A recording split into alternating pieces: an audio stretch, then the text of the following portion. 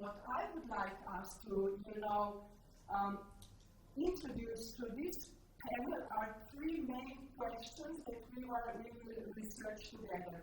What's the state of local journalism today based also on the data collected? What do young people bring to it? And where is innovation happening? Okay. Most important, who's supporting it? So the first round will be based on the landscape of local journalism. Who's on the ground? And as I said, it would be better if I understand, if I begin with the veteran. First of all, I need a mic. Yeah, I need a mic. So we already learned that you spent more than 25 years working in regional journalism. It's true. So what does local journalism look like on the ground in Hungary today, and what keeps you going despite the challenges? Just for a note, in this first round, I think that each of you have approximately 6 minutes for answers, and I have to follow up questions too.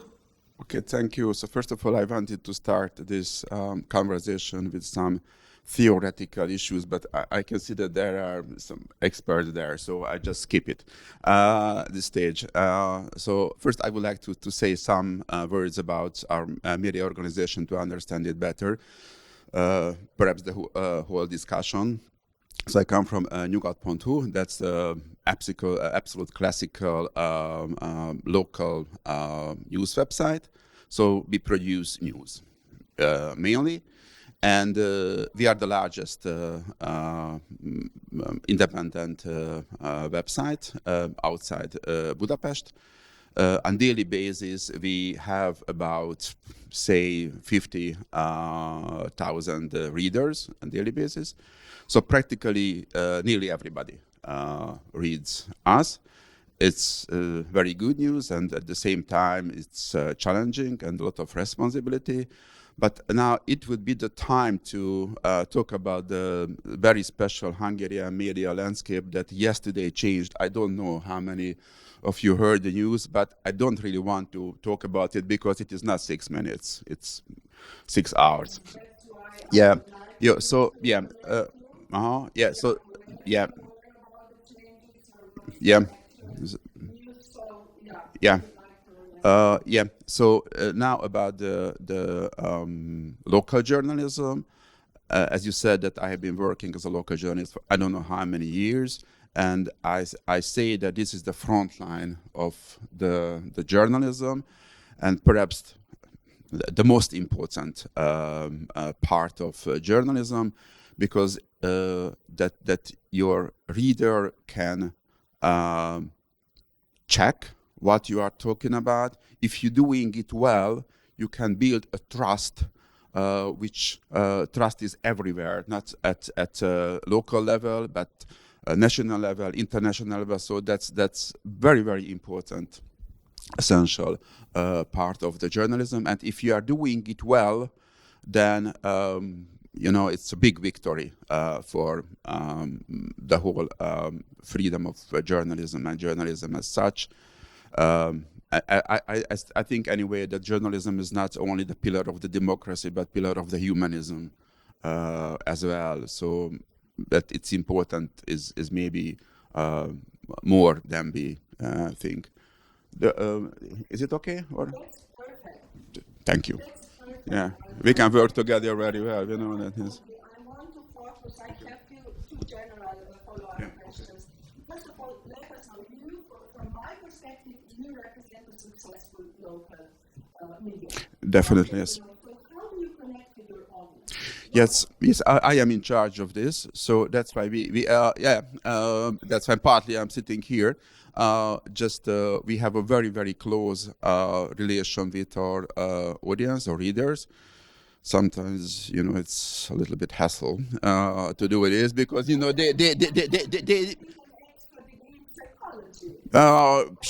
perhaps yes. That sometimes they come to the newsrooms and knock on the door, and you are idiots. What are you doing? But sometimes they stop us in the market and the street, and we got every day emails, letters, telephone calls. This morning I got a telephone call.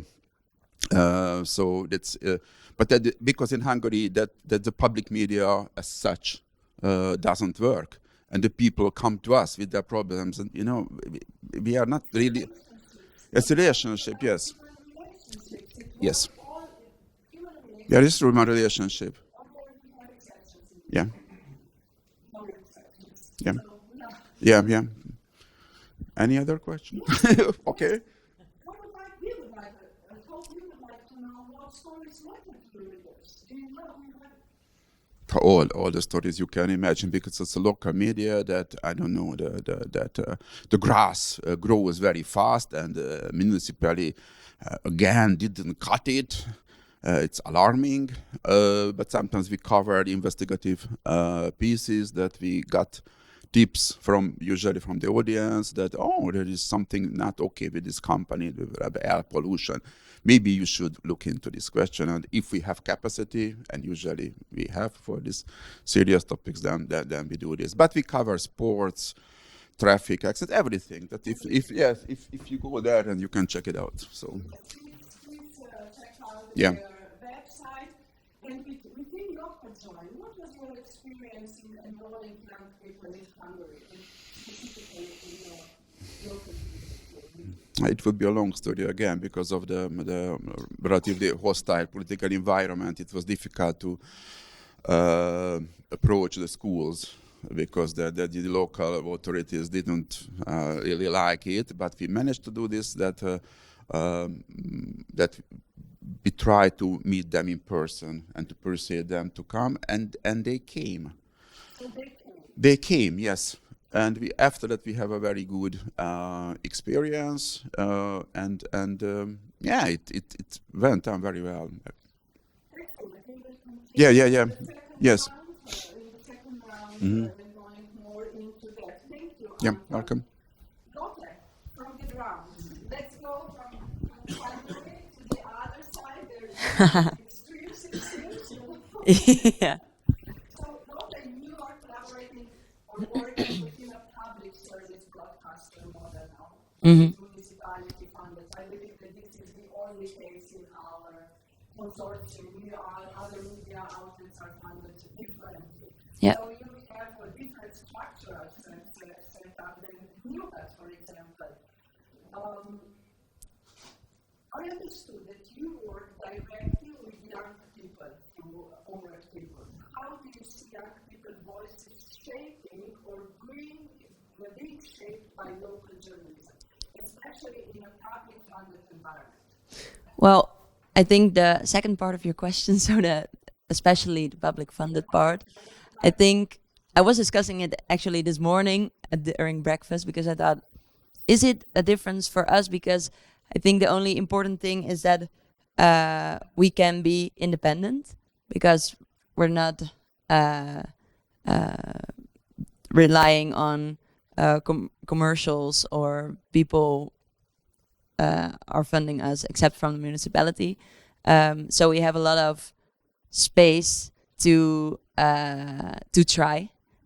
trial and error is a thing that we can Give us an introspection, let's say, or an overview how the process developed within Omroep Tilburg. Because for us, we were stepping into this process of YoCoJoIn project through journalism. We have some clarity what we want to create, how to involve people more. But you had the freedom to be more creative, to get larger, wilder ideas. So would you like to reveal us a little bit what was happening? I'm really curious. Well, as Ilko already mentioned, Omroep Tilburg was working with youngsters from the city already. They called T reporters, and actually, it started as a project that youngsters from Tilburg who were interested in journalism were asked to do reports, not to create them themselves, but just do the report, so the presentation of the video reports mostly. And we developed that. So we thought, okay, that worked really well, because it started from doing reports and getting guidance from our editor-in-chief, Ron Schukes. Slowly they got more, responsibilities. So it started with only just reporting, and then also thinking of subjects yourself, and how do you do research? How can you set up an interview? How do you reach out? And also guiding them in writing the acceptance for fundings. So we have this kid, Eyas, and he really started when he was 13, and now he is 17, I think, and he started as 18. Oh, he's 18. Just got 18, I think. Yeah. And he started as a reporter, and now he's having his own podcast. So in 5 years, he really developed himself. And now within the YoCoJoIn, we thought, okay, how can we set this up within a training? So how do we reach more youngsters and more kids in the city and guide them? And when we had this group of youngsters in Omroep Tilburg, it just really started with, do you know what news is? Do you read the news? Do you hear the news? Where do you see it all around you? Because we discovered within these conversations that a lot of the people, they are sitting in the in the audience now. Hello, that they didn't realize that they were receiving news all the time, also on TikTok and also on Instagram, and that the things that you see, that people create these things, that there's a whole behind the scenes going on. You only see that short video and you're like, oh, okay, interesting, or oh no, not interesting, and swipe it away. But the whole process behind it, some of them were really shocked. I can say, like, whoa, they really investigate these topics. Yeah.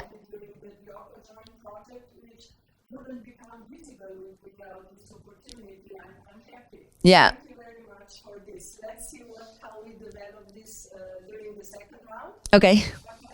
Okay. It's actually that you are next after. So, as I imagine, you can offer a reflective and an inspiring view that ties local journalism to families, trust, and education. So, you've been thinking deeply about the relationship between media and families. So, what does local journalism mean to communities today? And where does trust start as a continuation? Thank you, Sasha. And first of all, thank you so much for having me, for inviting me here today. I'm so happy to be here. I met a number of you, I think over a year ago in Malta, closer to the beginning of your journey. And since then, I've been on your WhatsApp group. So, watching you and seeing this amazing journey develop. So I'm so happy to be here today. So I think what I want to talk about draws already on themes that have come up. And as is my wont, I quite often like to draw. And I wasn't going to use that whiteboard, but I could. Can I? Okay, let's do that. Just bring my notes with me. Yes, look at that. Look at that. And we like to experiment as you learn. Okay. So, oh, thank you. So, I mean, I know that I'm speaking to the choir, as it were, when I say that the importance of local journalism, should not be underestimated for all the reasons. I can't see Luke at the moment, but for all the reasons that we've heard. Local journalism has the power to engage communities, inform communities, entertain communities, and it offers a rich amount of information. I'm going to slightly turn the question around, because the question, what does local journalism mean to families and communities, which I'll slightly use interchangeably, if you'll forgive me. And I'll also, when we speak about communities, I think we should remember that sometimes we're talking about a geographical community, but sometimes we might be talking about a shared experience community, okay? Forgive me if I don't always make the distinction, but it's kind of hovering there. So when you ask local communities or families, what does local journalism mean to you? and certainly in this context, the answer isn't necessarily very useful to us. There are different offerings of local journalism in different parts of the world and of the EU and of Britain and your own countries as well. And so to some people, a local journalism outlet that is funded through a municipality or a local government or the central government, as in the BBC, will have a different response in some countries than in other countries, by example. So what I find quite interesting is the question to people, to families, to communities, what information do you want, right? And that helps us also with this distinction between what is news? Is that news that I've just seen, especially as the lines are blurred between all the content that we have. So to give you a really positive sense of where you are and the important work that you do, I often do this diagram, so forgive me if you've seen it before. I've started to use this diagram in the different contexts of when I'm talking to families. I'm not an academic, I'm a practitioner, so this is, I would call it, at best, qualitative research. But even then, nobody's checking me for bias, no one's checking me for anything, but this is my experience working with people on the ground. So here we have essentially stuff that happens, right? Let's call that events, things happening. And here we have people receiving the content, the audiences receiving contents. I'll just do a quick audiences there. And as a very, very crude history of media, let's say here is some kind of editorial, control is not the right word, curation, let's call it curation. Okay, that could be your local government, that could be a news outlet, that could be, in the past, that could have been a filter. Thank you. Have I shown you this before? Have you seen this? Yeah. But actually it's quite useful, you can correct me. So, let's say when I was a kid, most stuff that happened was picked up by a journalist, went through some kind of curation and then came to us, right? And then as we know, over time, over the decades, this has got more, right? We put more people out there. We've got more ways of gathering news. We even now have people gathering news for us. We call it user-generated content. And more is coming at us. But also, people are going over the top like this, right? Like this. And there's no curation in a lot of the content that these people here are seeing. So in talking to families and people in the communities and people that that call me in for help with digital literacy or media literacy or screen time or online harms, I ask them, where are you on this here? Are you right here? Are you looking at almost everything that's going on the front line? Or are you somebody who takes a little step back? Do you like to sit here, still getting the curated content? Or do you like to sit here? And people put themselves on this map, but what they all say is, this is super, super difficult in their lives. It's really difficult and challenging in their lives. And especially parents and carers with young people and parents, carers or children of or nephews and nieces of the older generation, because they worry about what the older generation and the younger generation are seeing and hearing. So they're really confused here. They're worried about that. And most media literacy work happens there, really. It happens in that space. What's happened over here in terms of journalism is that, I don't know if I've got different colour pens, so I'll do different shapes. So over time, we've had journalists, we've put more and more journalists down on the ground, but then people, let's make them squares, are creating their own content, which gets muddled up with the news and all the rest of it, and is sent out to them, okay? So obviously, what we're trying to do, what you're trying to do, is to do two things. Increase the number of journalists working where the event is happening, and or improve the skills of the people who are creating that content. So for me, as a media literacy practitioner, this is a missing piece in our work. And it's not, but for you, it wasn't a missing piece because you saw it and you said, we need to turn people who create content anyway and give them skills to create better quality content using journalistic principles. When I speak to families and communities about this, and I say, of all the information that you want, where do you want it to come from? They say two things. They say, we don't want people sitting here or here. So these would be maybe the platforms or the social media app that they're using, or the BBC or another news outlet. They do want to hear from people where the story is at. So they do want to hear from the person on the ground, whether they are experiencing it as a member of the public or as a journalist. They want people to be here.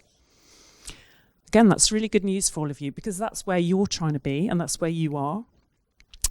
But they do want those people to be offering them reliable and credible information. So again, like, you're doing the right thing. You're really doing the right thing, because you are here and you're learning to present and produce reliable information. I'm happy to talk about what people think of as reliable information, but you can do that on round 2 if you like. I don't want to go over my 6 minutes. Oh. Just draw something.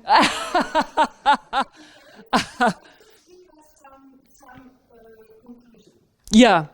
Okay, so my conclusion is people do want local journalism. They do want information from their local community about their local community. It often starts with they want to know what events are on, they want to know which park to go to, where to park their car if they're going somewhere. Again, that will depend on where you live. But it also includes, they do want to know why the grass hasn't been cut and why a tree was cut down. Planning, oh my goodness, they want to know why a shop was given permission to build, etc. Okay? And they feel baffled. So the more we can provide them with good, reliable information from this space, and the stronger we make those particular arrows, the better. Thank you very much. I want to go back to Kim, because what I understood and would like also to introduce is that I hear that people are looking for information that would reassure them. We want to feel safe in our communities. Yes. It's trust and safety, actually, that we look in our complex relationships with media too. And what I would like also to emphasize is the vision of Sonia, the founder of Časoris. Because when I was listening to you, what we are actually doing, I'm exposing in this moment Časoris, because within the project we are working with the youngest students. We begin early at the level of the elementary school. Our nephews were 11 years old and up until 15, 16 years old this year. But the vision of Časoris is what we are doing. We are at the same time cultivating or teaching with journalism, but we are also teaching a new generation of media users. Because we all need audiences, we all need paying audience at the end of the day, if we look from this perspective. So, yes, thank you. And I would like also to say one more thing, Lotte. What we created during YoCoJoIn is actually that we transformed young people from passive consumers of media content to active, actually, media literate consumers, can we say. Thank you. So we are going well so far. Now, let's zoom on data-driven insight with Tiana Blagojevic, who's actually coming also from a very important local context. She's coming from Serbia. And I will use this data later for the second round in the conversation. As I introduced you, you were part of the first comparative study on local and community media across 27 European Union countries. What did the data show? Where are the biggest risks on one side for local journalism, and how does this affect democracy, trust, inclusion, everything that you already Thank you. First of all, I'm really glad that I'm here, and I think it is very extremely important that young people are more involved in producing the content. I would also like to state before saying this that it is important that when we teach or when we discuss some education and skills journalistic, to be a two-way process, meaning that we can learn a lot from the younger generations, from students, high school students, from the university students. And this is something which I think is very important to highlight. This is something that is happening also in Serbia, which I will talk about a bit later. Before I start, I just want to say there was a mentioning of reliable and credible information, and this is related to the research topic of news deserts that we have been investigating, and that is area where it is difficult or impossible to get this kind of information through independent, local, regional, or community media. Luke mentioned a lot of challenges related to media outlets, and if I were to say a lot of things, it will take quite a lot of time. But I would like to highlight one specific thing, which is related to news public information, which is essential for local communities, for families. It is not only the situation when there is no local news media outlet, but also maybe there are 2 or 3 media outlets, but they are provided one-sided information. They do not get what is needed for the community. They, for example, will never know that their hospital is going to be closed or some other very important aspect of their everyday lives. And this is also considered a news desert. In that context, I would say that the Central and Southeastern European countries are more affected by this phenomenon than, for example, northern ones like Finland or Sweden, though they do also have challenges. But they are more related to some kind of financial, economic, commercial aspects. I'm really glad that there is this local public broadcaster who is recognizing the importance of involving youth. But in, for example, Central and the countries like Hungary or in Slovakia, in Czech Republic, there's actually quite a lot of countries that are saying that public service broadcasters are not providing, not even on the national level, let alone on the local level, the information that is necessary for communities. But because I still want to have a kind of a positive aspect, and because also we have this, yes, and we can have it also based on this data, and also we had these wonderful examples of working with people. I would say that the best asset of local media outlets is their engagement with their communities, and that they're doing it in some countries very creatively. First of all, in listening to their communities, because these are smaller communities, these relationships are more close. We have been listening to a kind of even a psychological aspect, which might be even over the top, but still. Then also, I would say that they communicate in terms of, for example, which topics they should cover, what is necessary to them. They also communicate in a sense that they meet up, have face-to-face discussion. This is possible on the community, on the smaller community levels. And finally, they even involve, like this is actually a greatest example, involve the people from the communities to create content, in this case, young people, so they can make something which is actually really relevant for them.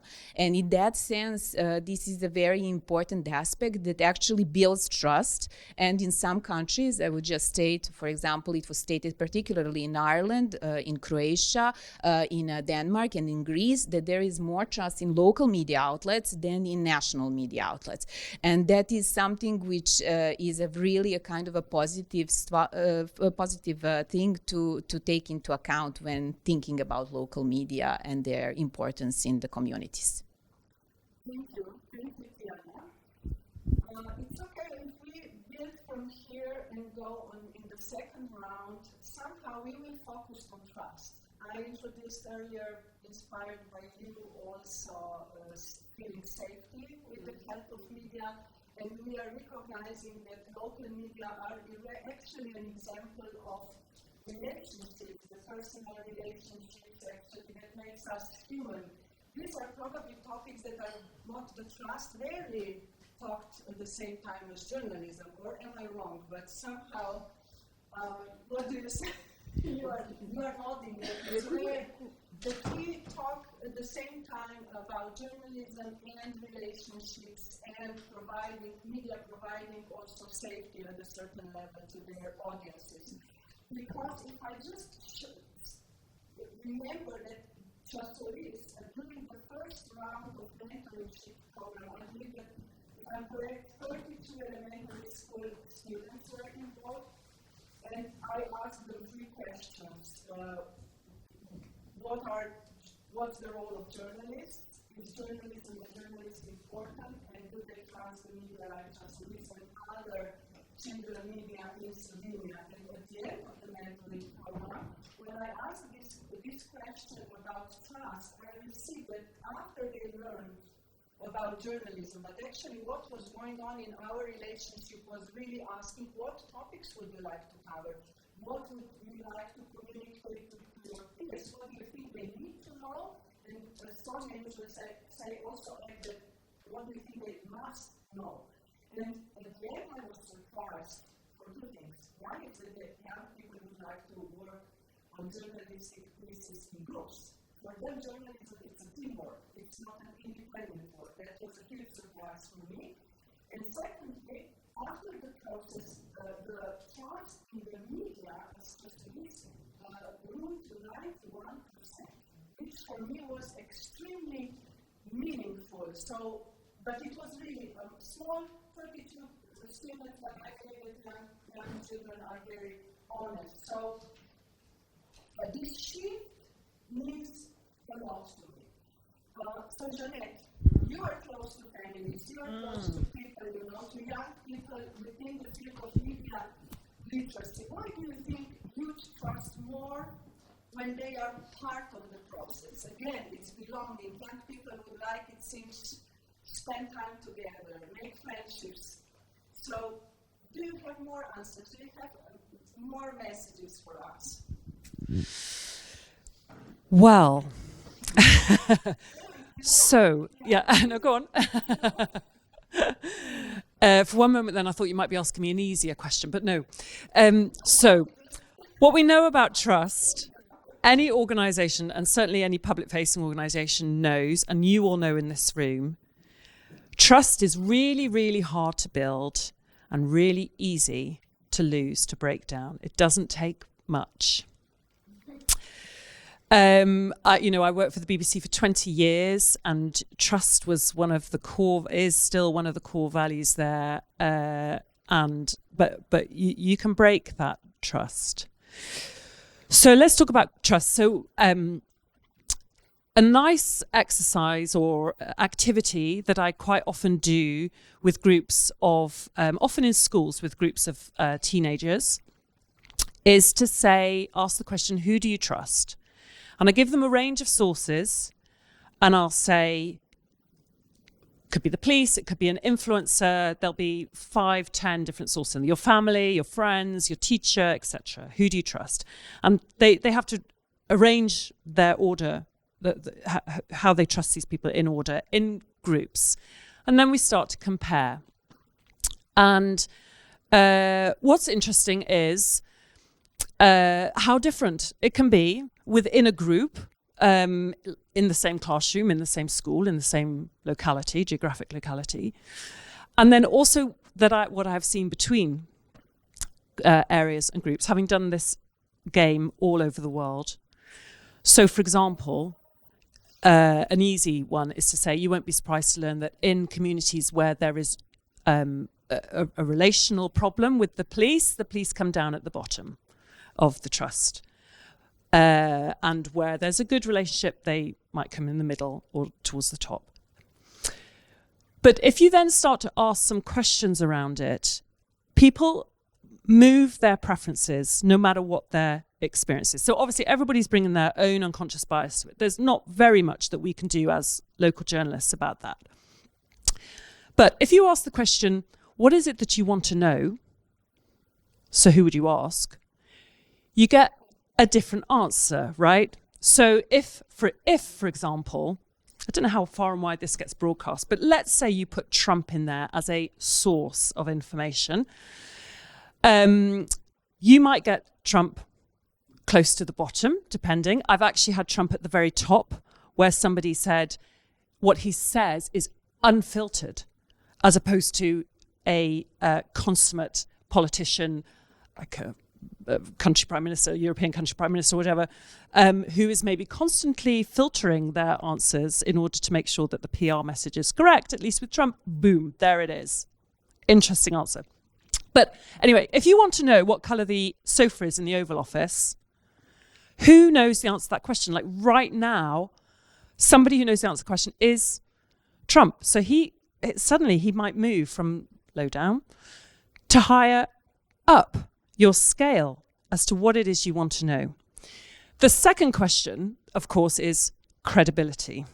So let's not talk about Trump and credibility. There's no need to in this space. But credibility is where we can offer something, right? How credible are you? So what are the ways that you can build that trust? So one really, what's the word? I mean, it's a bit of a trend at the moment, but I think it's a really, really important way to do it, is transparency and to show your workings in your journalism. Now, that can be done in a whole load of different ways. It can be done in a, if it's a story on a web page, it can be done in a box. This is how I found out. Or it can be integrated into the story. And if you watch the BBC, you will see more of that. You will see much more integration of, I spoke to my taxi driver who I just met at the airport. So a little bit of information so that you as the consumer can understand a little bit about about how you got to that information and a bit better. So that's a really nice tool for you to think about, and certainly one that the BBC are thinking about. And the other one is to own it. So nothing breaks trust down more than inaccuracy or errors. Sometimes they're mistakes, or sometimes it's more nuanced than that. But if you own it, you at least show your credibility. So I think the way to build trust is through that credibility pathway. And probably rightly, communities and families will always, at a sort of ongoing, not very conscious level, only take information from people that they trust if you can draw that out of them, right? And if you can encourage them to think about why they are taking content from this source and not that source. Because we all know how many people fall for fake news. Helpful? I don't know.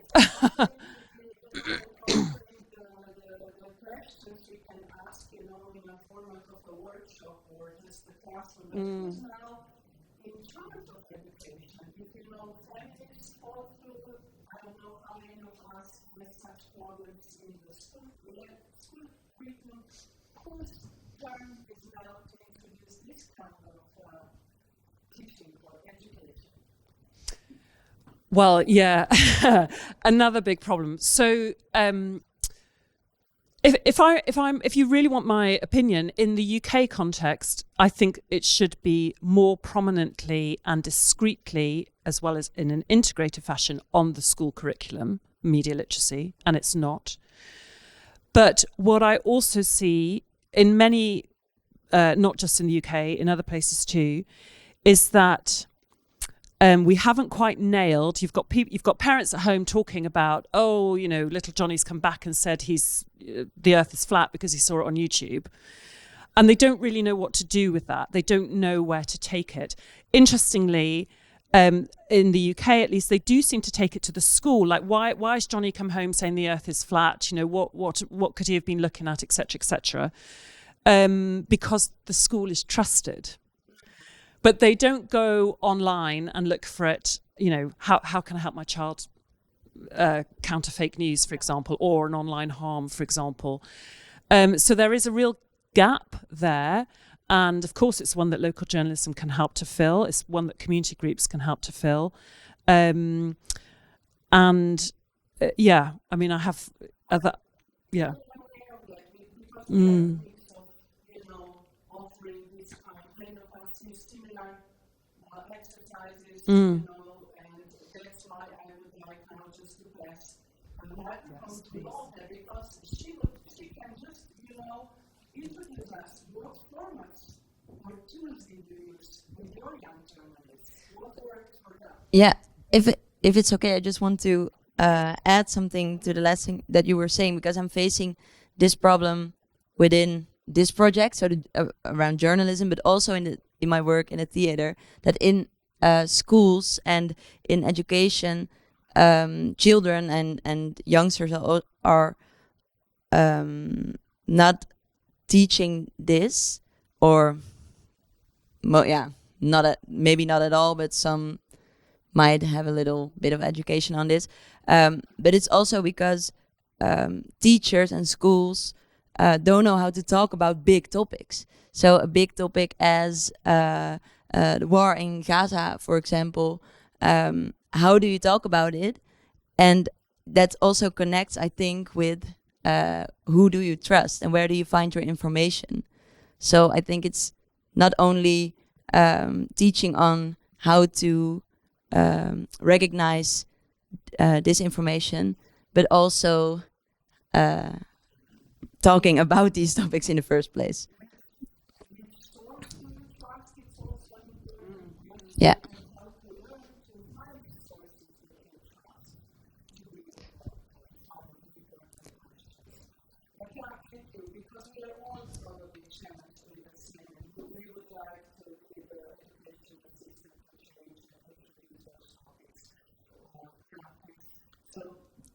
Yeah. What was your question?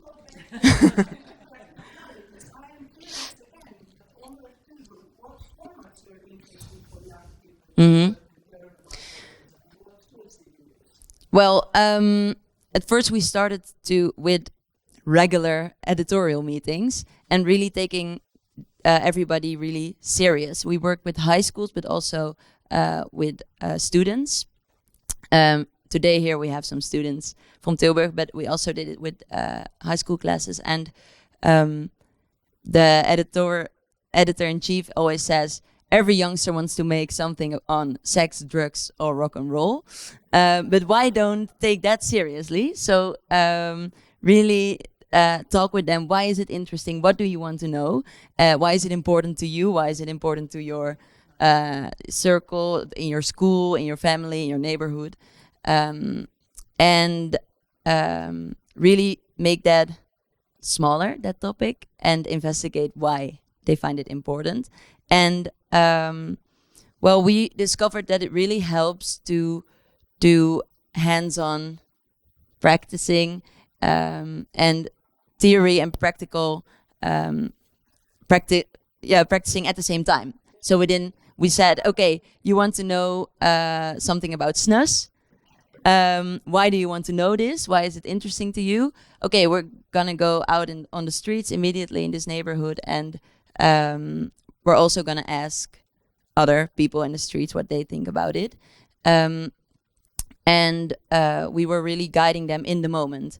So it was setting up a good question, but also how do I hold a microphone, for example, or how do I reach out to people? How do I connect with them?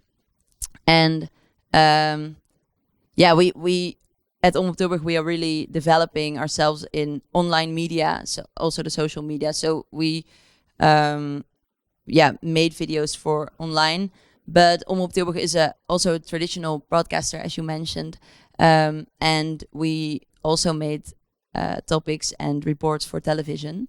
So we were researching how do we reach youngsters on this topic, but also how do we reach the municipality, for example, on this topic. So snus is important for the youngsters because it's a big thing. Everybody is using it, apparently. And but it's also important to get it on the agenda at the municipality, to let them talk about it, because the adults in Tilburg, they didn't really know that was happening. So we also taught the youngsters, hey, you find it interesting, but do your parents know? or does your school know what's going on? Yeah, I don't know if this is an answer to your question. Because what was also intriguing for me was your idea to create a living room for young people Hmm. in the premises of Omroep Tilburg. So Yeah. in the media, a living room for young people to come whenever they want, with a lot of freedom. So tell me how it was possible, because in Slovenia, since the young children are coming from all over Slovenia, they're very young. This model cannot work. But I'm interested, did it work? Did they understood the openness of Turkey? Yeah. Yeah, it had some different phases. So at first when we worked with the students, they got there every week, and some of them even during their school holidays or at other times than our set workshop time.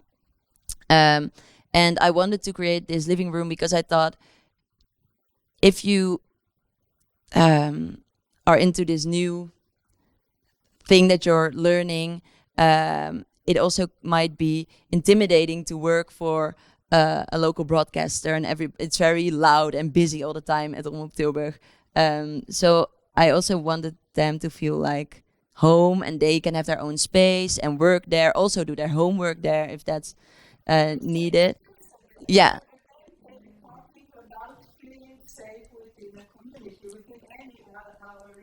Yeah. And even some kids from the high schools, we also invited them to Omroep Tilburg. That's more difficult because it was during school time, so we went out there a lot. But they also were invited at Omroep Tilburg, and even some of them came after school or during class to work over there. So for some, it really worked out, and others, they didn't really care about that space, and yeah. Interaction would be different, but we open it. It's something that changes a lot of structure or support or the amount of Yeah, and it's also we give to young people actually. yeah, and it's also to give them sort of responsibility, and also the feeling that you can that it's your space. So it's not only, oh, here's a table, it's yours now, but it's a room, and you can hang up posters and you can leave your stuff there. So, and nobody will touch it. So it's also giving them the accessibility to. Also, thank you very much. I would like now to continue with Anta. Anta, you were surprised about how many young people responded to your invitation to join a mentoring program. Yeah, the number was surprising a little bit, but not only the number, the enthusiasm was yes, that was really surprising. So it happened like that. So we visited Tilburg, and they showed us videos that the T reporters made, and we were watching the videos, and the T reporters, they were there. We said, wow, that's cool, something. Yeah, that's cool, because that that we have been doing this job for a long time. Earlier we had some projects with young people, but this was something different. And we said, okay, that would be a good idea to link that this new format of journalism and our experience. So we invited, we had a recruiting program, and we had around 25. Yeah, about 25. The newsroom, approached the mentoring program, not only you, your colleagues. What happened with young people? At first, they were surprised a little bit that there were 25 students there. And Directly threatened by the audience. Yes, 25 teenagers were around us, and we had to find a place, and we went to the podcast studio, and there were a very small room for them, and they were sitting there. But anyway, it was absolutely okay. And the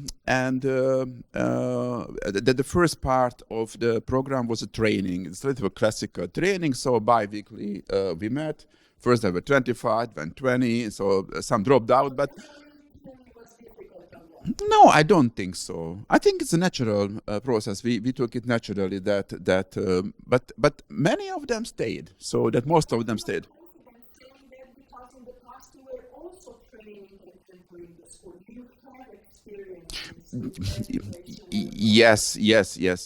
Yes. I'm a qualified teacher, but it's a secret. And now everybody knows. And what was surprising that and I asked them that we showed them your videos. That they said, wow, that's cool. They're really cool guys in the Netherlands.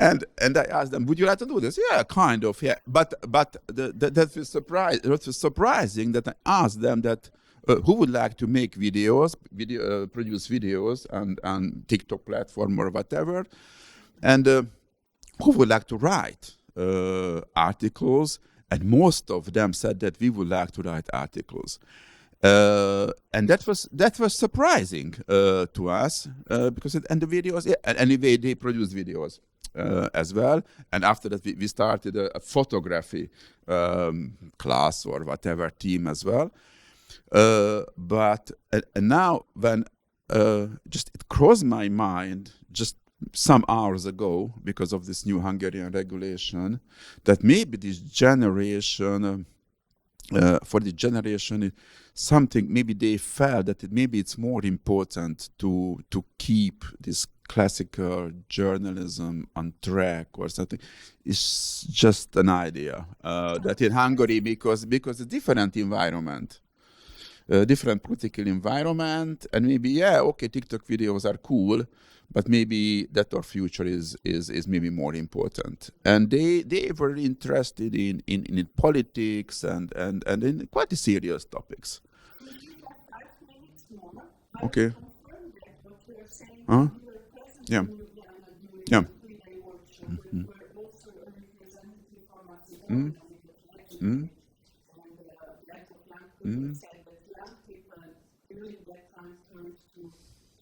Yeah.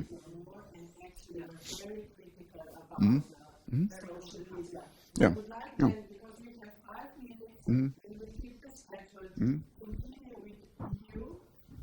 Yeah. I don't know now. I would like immediately to shift with you to your own region, closer to Serbia. Instead, we can find online the research. We can really go through the data and everything. What is happening now in Serbia when it comes to local media and youth involvement? Yes, and also I will be short so that we could, then it's fine. Good. I would just like to restate what Antal was saying. First of all, students somehow, and I feel that this is something that is coming up from your project as well, a bit surprised us with enthusiasm, with the way they think, the way they consider some things. And this is exactly what is happening in Serbia.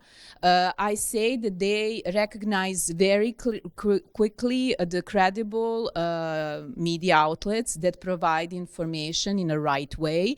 And I state this because there is a lot of decentralization of the students' protests, which is going on in smaller towns, not only in the capital. And actually, the first ones on the line are actually local media outlets. And they follow them very meticulously. They recognize that they have a specific bond with each other, and this is a kind of a trust that is being built. I would also like to highlight the group aspect that you mentioned, that there is this sense of not individualism, but working and functioning as a group in terms of not only deciding on, but in in terms of solidarity. And I think we lost this a bit in the media profession. And I'm not only talking within countries, I'm talking in between countries, that there is really a big need, especially for local media outlets, which are smaller, so then they have issues how to make these problems more pronounced and how to solve all these challenges that they face, to build this. And I think the students' protest exactly show how this can be done and how this can be a good way of trying to help out and build, I think, a better society and more trustworthy information sources that they are already suggesting somehow to us, and that we might need to maybe listen a bit more, because we were also considering our younger generations passive, but it turned out that they are more active than we could possibly imagine. And the only thing that we should, I think, be doing is somehow follow up and help them, assist them with our knowledge on this. Thank you very much. So this panel ends without questions. No, because why? Why? Because we heard so many emerging things, emerging phenomena.